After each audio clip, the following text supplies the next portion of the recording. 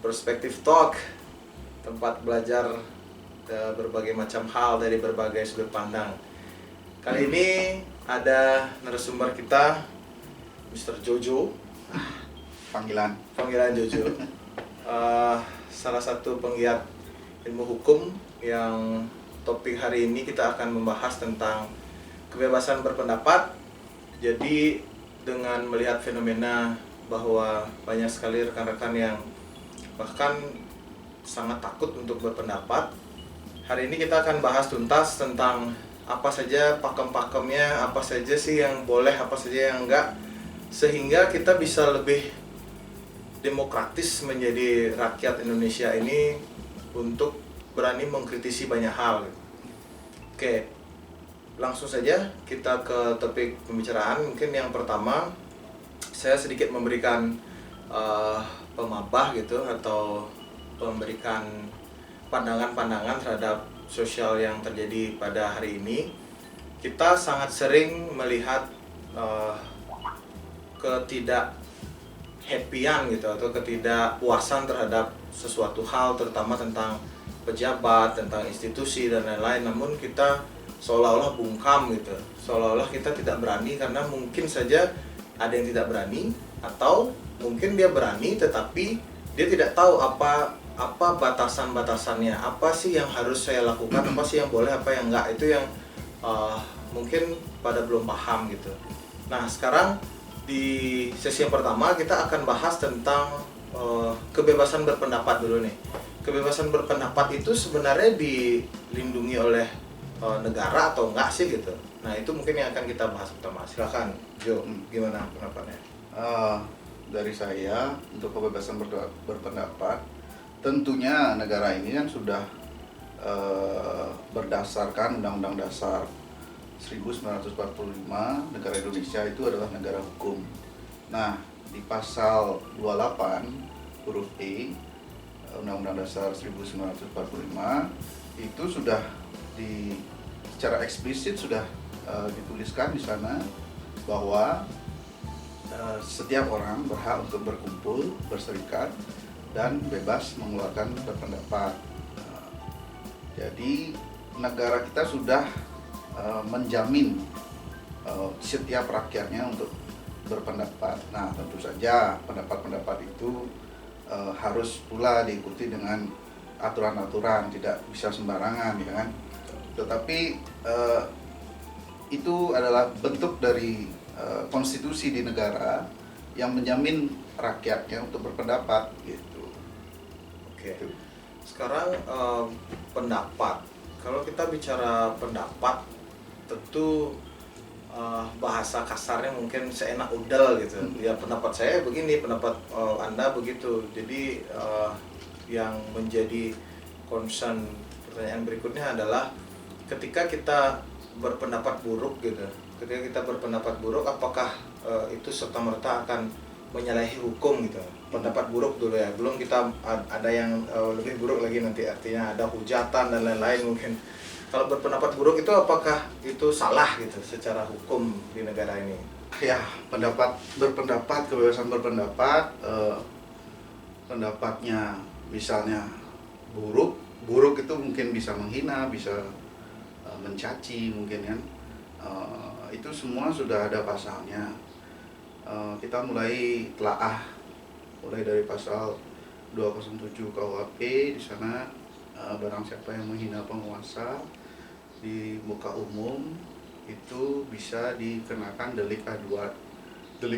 Deliknya delik umum. Semenjak 2006 itu ada putusan MK bahwa deliknya sudah dirubah menjadi hanya delik aduan itu.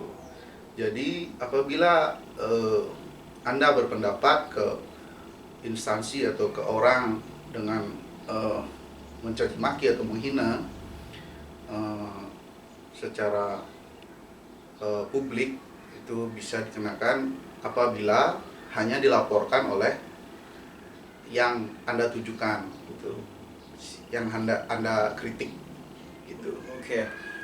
Menarik tadi ada statement bahwa KUHP itu bahasanya penguasa ya memang. Bahasanya memang penguasa karena KUHP kan dibuat pada zaman kolonial, jadi penguasa pada saat itu adalah Belanda. Jadi mungkin ya secara tidak langsung adalah penguasa gitu, penguasa di suatu daerah. Oke. Nah, sekarang delik nih. Mungkin banyak yang belum tahu, saya pun terus terang belum terlalu detail tahu apa itu delik umum dan delik apa lagi? Aduan. Delik aduan. Oke, bisa dijelaskan mungkin sedikit. Kalau delik umum itu saya jelaskan tadi pasal 207 itu adalah mengkritik pemerintah atau menghina pemerintah, bukan mengkritik, menghina pemerintah di muka umum, khalayak ramai, harus diketahui khalayak ramai itu termasuk delik umum. Delik umum itu artinya pihak kepolisian tidak perlu menunggu laporan untuk menangkap seseorang. Oh, oke. Jadi kalau delik aduan, pihak yang merasa dirugikan atau merasa diserang itu harus melaporkan dulu ke pihak polisi, Oh. baru pihak polisi bisa menangkap atau memproses. Oke. Nah, kita lanjut berbicara tentang kritik gitu. Etika dalam mengkritik itu apa aja sih, boleh dijelasin nggak? Kalau etika mengkritik saya rasa ya harus satu, memenuhi niat baik ya, memenuhi niat baik, ada niatan baik untuk mengkritik ya kan. Mengkritik pemerintah, mengkritik pejabat, mengkritik negara misalnya, ada suatu niat baik untuk membuat negara ini atau membuat pemerintahan berjalan lebih baik. Nah, terus mengikuti norma-norma yang ada di masyarakat, norma baik itu norma agama, susila, segalanya yang baik. Nah, itu saya rasa tidak akan melanggar hukum. Oke. Berarti tadi sempat dibilang bahwa kritik itu memang ada goalsnya itu untuk berniat baik gitu ya, berarti ya. Berarti itu yang harus kita highlight, bahwa yang namanya mengkritisi, goals akhirnya adalah memang kita ingin itu menjadi lebih baik gitu kan, Ya. bukan malah mengkritisi tetapi ingin menjatuhkan Ya. gitu. Oke, tetapi tidak bisa kita pungkiri bahwa yang namanya katakanlah kritik itu dengan makna yang lain gitu, artinya bisa jadi mengarah ke ingin menjatuhkan gitu. Nah, berarti itu bukan merupakan suatu kritik yang benar berarti ya. Itu mengarah ke penghinaan atau seperti apa? Ya, karena begini. Kalau kita mengkritik itu apalagi di ranah publik ya kan. Di ranah publik itu pasti ada tersirat maksud-maksud tertentu ya kan. Okay. Kalau kita murni untuk mengkritik itu kan bagus, apalagi diberikan solusi ya kan. Tapi kalau untuk mengkritik, untuk menjatuhkan, menghina itu ya kemungkinan ada sesuatu niatan yang tersembunyi. Gitu, seperti lawan politiknya ingin menjatuhkan segala macam ya kan. Oke, berarti ada 2 poin tadi yang disebutkan. Yang pertama adalah niatan untuk membangun lebih baik, dan yang kedua adalah sesuai dengan etika-etika atau norma-norma yang kita anut saat ini gitu ya. Oke. Sekarang kita akan bahas tentang media untuk melakukan sebuah kritisi atau berpendapat gitu. Karena mungkin zaman dulu dan sekarang pasti tentunya berbeda gitu. Mungkin bisa dijelaskan tentang apa saja sih media-media yang bisa dan boleh digunakan untuk melakukan kritisi itu atau menyampaikan pendapat di hadapan umum itu.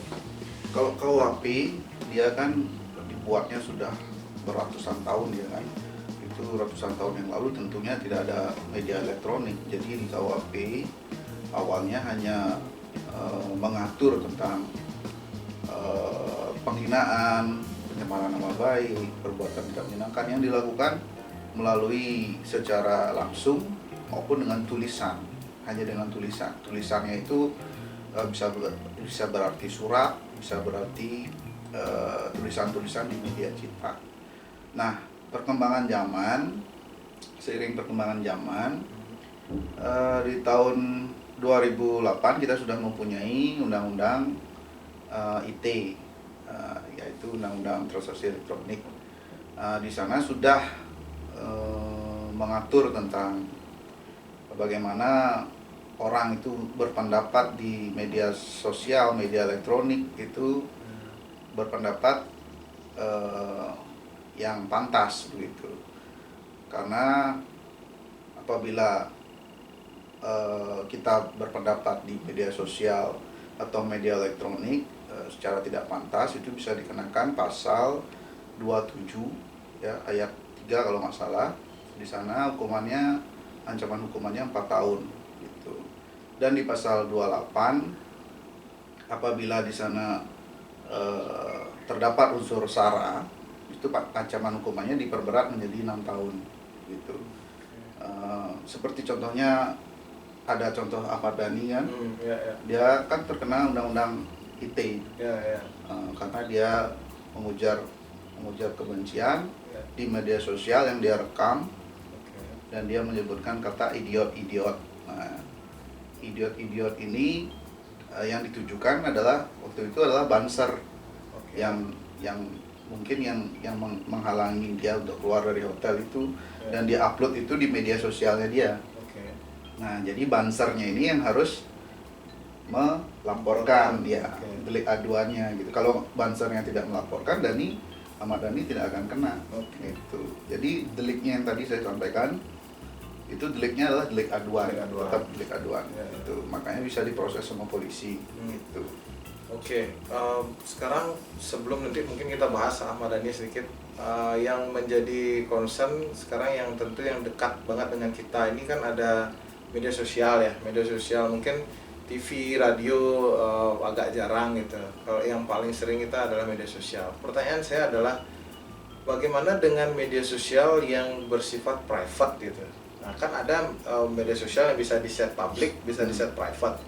Ketika dia menyampaikan pendapatnya gitu, atau dia mengkritisi, bahkan mungkin kalau kritisi masih baik ya, katakanlah kita ambil menghina gitu, tetapi secara private di Instagram atau Twitter, Facebook dan lain-lain, apakah itu bisa dijadikan acuan sebagai delik aduan gitu?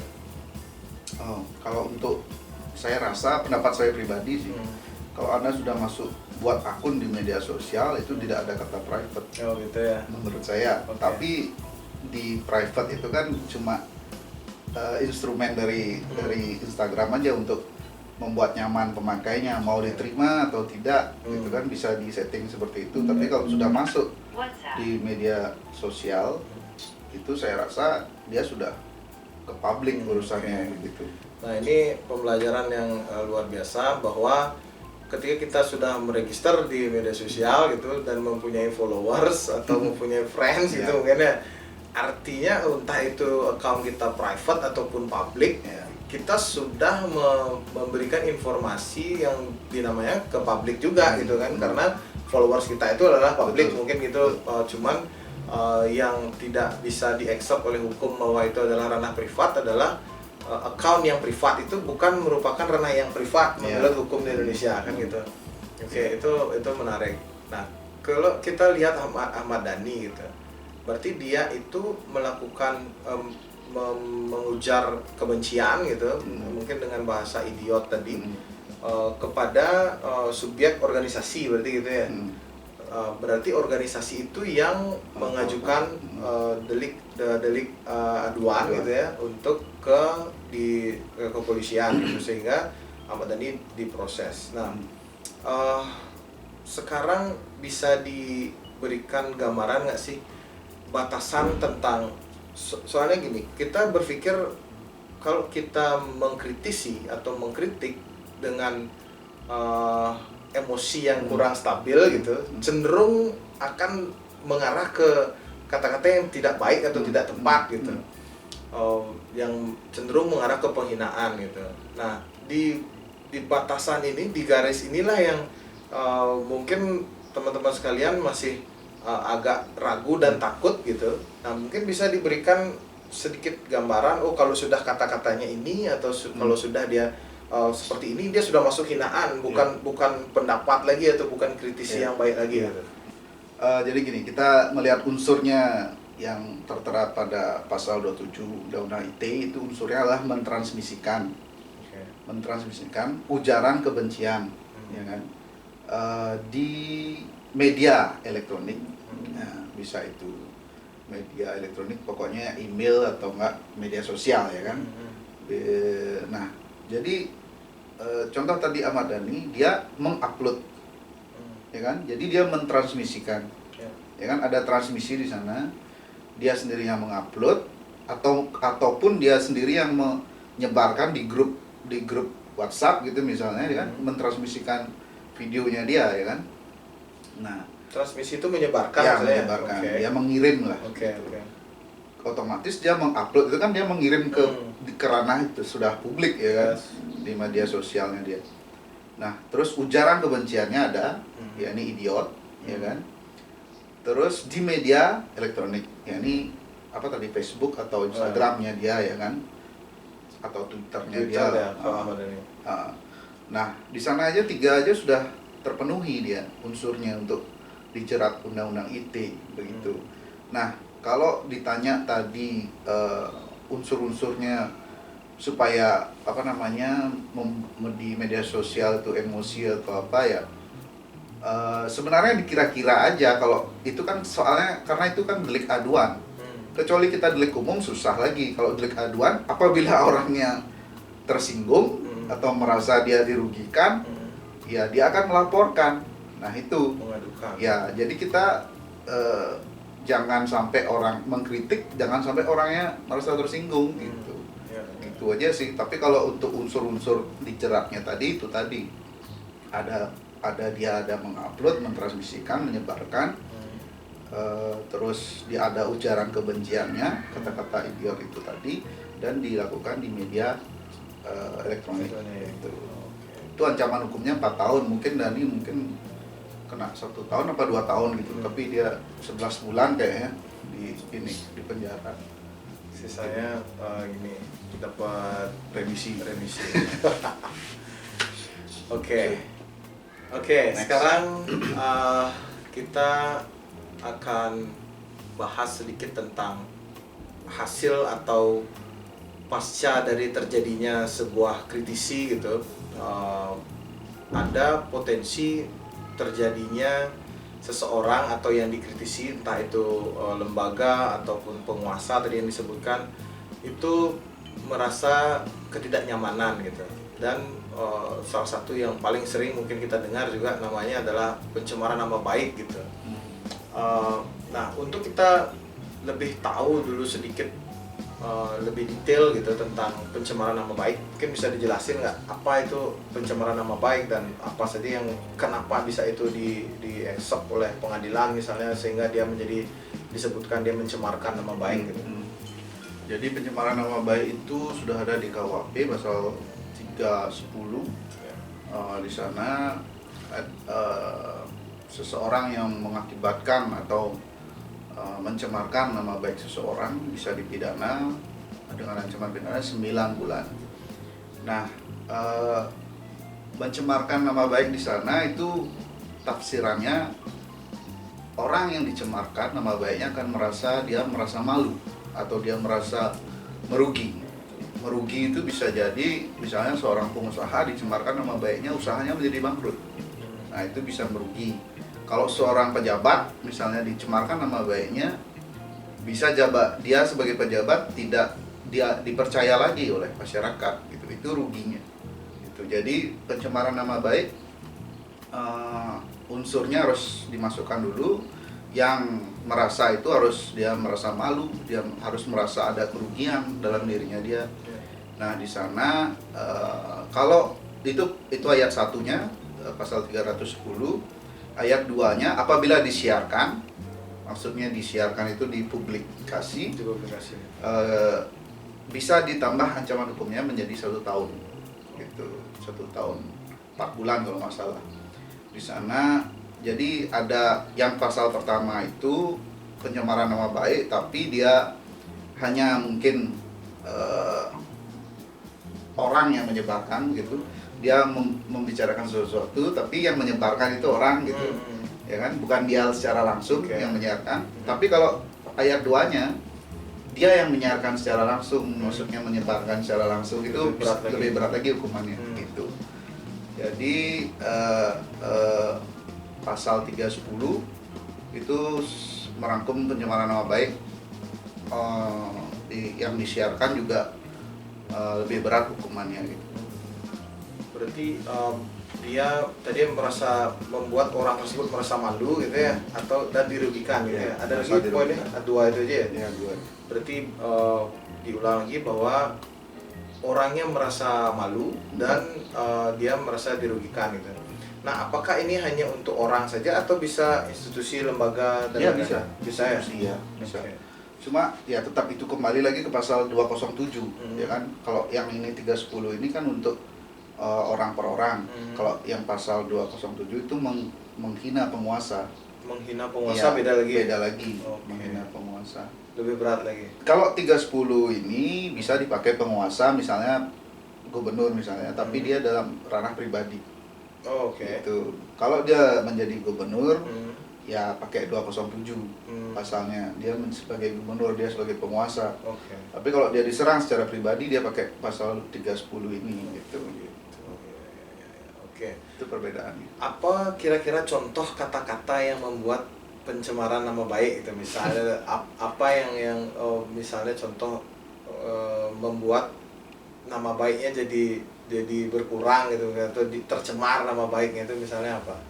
Ya, coba katakan saja misalnya gubernur itu dungu gitu misalnya. Itu kan sudah masuk ke, tapi gubernur itu dungu dan dengan tidak ada solusi, tidak ada apa, hanya mengkritik seperti itu kan. Misalnya kalau gubernurnya merasa tersakiti, ya dia bisa keluarkan masukkan ke laporan ke pasal 207 itu menghina pemerintah. Kalau gubernur dalam artian pribadi disebut dungu juga, dia bisa bawa ke pasal 310 sebagai orang pribadi ya kan. Jadi itu tergantung pada orangnya gitu. Kalau dia merasa disebut bodoh saja sudah merasa tersinggung, sudah merasa malu dan merasa merugi gitu kan, misalnya dia bisa laporkan gitu. Itu tergantung pada gininya. Oke, pertanyaan selanjutnya adalah tentang ketika terjadi pencemaran nama baik nih, apa aja sih proses yang harus dilakukan gitu, atau bisa dijelaskan ada case-case di dalamnya kira-kira seperti apa gitu? Jadi satu, yang saya jelaskan tadi, unsur-unsurnya harus masuk. Jadi pencemaran nama baik, dia pertama kali mungkin dia kan mengeluarkan statementnya itu merasa terlalu keras mungkin, dan itu dilaporkan oleh instansi atau pribadi seseorang. Nah, dalam prosesnya itu dia harus membuktikan dulu. Mungkin kalau di surat kabar dia mengclipping korannya, kalau di media sosial mungkin bisa di screenshotnya, bisa di print. Itu dibuktikan dulu dan diproses di kepolisian sehingga polisi bisa melanjutkan mungkin menyidik ya, menyidik si pembuat statement ini. Berarti yang tercemar nama baik ini menyiapkan bukti-bukti dulu Ya, ya, baru dia mengajukan delik aduan tadi itu. Ya, delik aduan tadi harus melaporkan ke polisi dulu. Setelah itu baru berproses di pengadilan. Nah, di pengadilan juga akan dicari kebenarannya. Jadi hakim memberikan kesempatan untuk si A ini, katakanlah si pembuat statement ini, untuk membuktikan statementnya bahwa statementnya itu bukan pencemaran nama baik tapi fakta. Nah, apabila si A ini tidak bisa membuktikan bahwa statementnya itu adalah sebuah fakta, maka si hakim bisa memperberat hukumannya, dia menjadi di pasal selanjutnya, di pasal 311 itu menjadi 4 tahun ancamannya, karena dia dikatakan bukan hanya pencemaran nama baik tapi fitnah.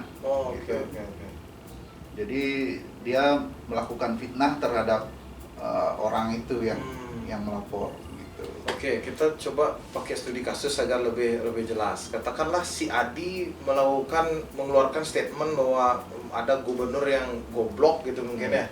Ada sebuah atau bupati, ya kita sebut gubernur aja karena case yang tadi gubernur. Si Adi ini mengatakan bahwa bupati ini goblok, katakanlah gitu misalnya.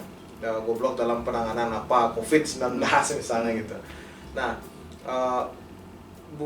si gubernur merasa tidak terima dan mengajukanlah delik aduan untuk memproses pencemaran nama baik karena si Adi ini dianggap disangka gitu mungkin bahasanya bahwa dia ini mencemarkan nama baiknya. Lalu si gubernur dan timnya mempersiapkan bukti-bukti. Ya. Tadi bisa ada misalnya clipping koran atau screenshot media sosial dan lain-lain.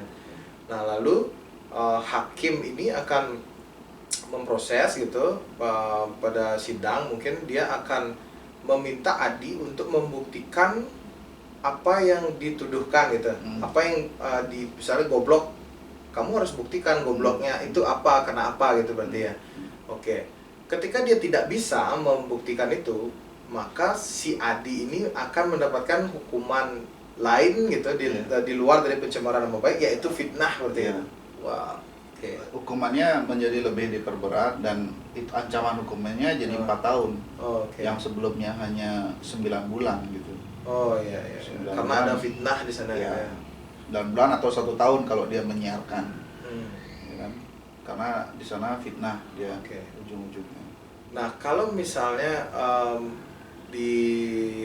ternyata dia bisa membuktikan itu, berarti tidak dia terkena itu bebas. Hukumannya ya dipastikan bebas nanti. Kalau misalnya hakim sudah merasa dia memang dia gubernur memang terbukti memang dia tidak mencemarkan nama baik gubernur lah. Itu hakim bisa putusan bebas bahwa dia tidak termasuk dalam kategori pencemaran nama baik. Oke, kita sudah banyak banget belajar hari ini tentang pendapat, mengkritik, batasan-batasannya, hukumnya dan lain-lain. Mudah-mudahan ini bisa menjadi semacam pendukung bagi teman-teman yang sekarang ini sebenarnya ingin mengkritisi tetapi tidak berani, malas dan lain-lain gitu.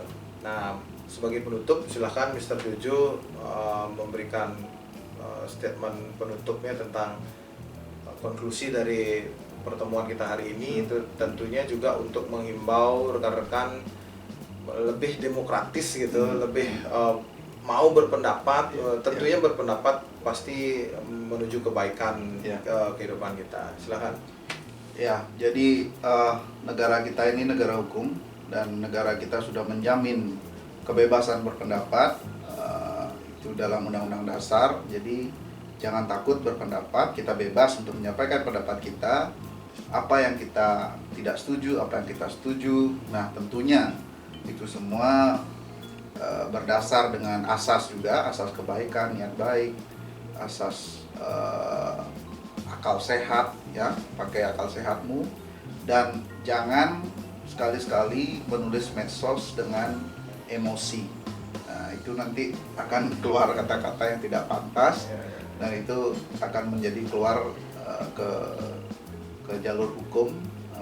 Itu nanti sekarang dulu mulutmu harimaumu, sekarang jarimu harimaumu, kan gitu. Sebenarnya kalau kita bicara di Bali juga ya, sebenarnya budaya kita sih yang agak kurang gitu. Sedikit misalnya orang ngomong misalnya mengkritik apa gitu, sudah dijudge bahwa dia itu sok pinter atau sok peduli begitu, berlawanan politik seperti itu. Sebenarnya itu yang harus kita rubah gitu loh. Menurut saya juga budaya koh ngomong juga kan di Bali kan. Habis itu ada juga kata-kata bedik ngomong bedik pelih ya kan. Kita harus sekarang zamannya harus banyak ngomong gitu ya, tapi tentunya makanya dengan adanya ini mungkin mendapatkan informasi-informasi yang berguna gitu, yang berguna untuk kita coba lihat di medsos, di FB, kita lihat komen-komen orang sungguh barbar ya kayaknya. Sungguh barbar kayaknya, komen-komennya itu ya kebun binatang semua kayak ada mengisi waktu dengan menghujat. Nah itu yang harus kita rubah gitu, sama-sama kita bisa berubah. Nah ini namanya proses pendewasaan. Mungkin kedepannya kita harus lebih bijak menggunakan media sosial, jangan sampai pelewat batas yang tadi sudah dijelaskan. Ada pencemaran nama baik, ada undang-undang ITE di sana. Jadi kita harus tetap mengkritisi pemerintah, mengkritisi kebijakan-kebijakannya. Kalaupun bisa, alangkah lebih baiknya diberikan solusi. Nah, itu bukan asal mengkritik, tapi kita juga menyumbangkan suatu pikiran, ya kan? Menyumbangkan pikiran, menyumbangkan solusi, siapa tahu bisa berguna begitu. Nah, tetap di akhir kita harus mengkritisi pemerintah, karena masyarakat yang kritis akan menghasilkan pemimpin yang fantastis. Waduh, mantap. Oke, terima kasih Jojo atas waktunya. Teman-teman, demikian pertemuan kita, perbincangan kali ini. Mudah-mudahan bisa membangun negeri ini jadi lebih baik. Sampai jumpa. Ciao.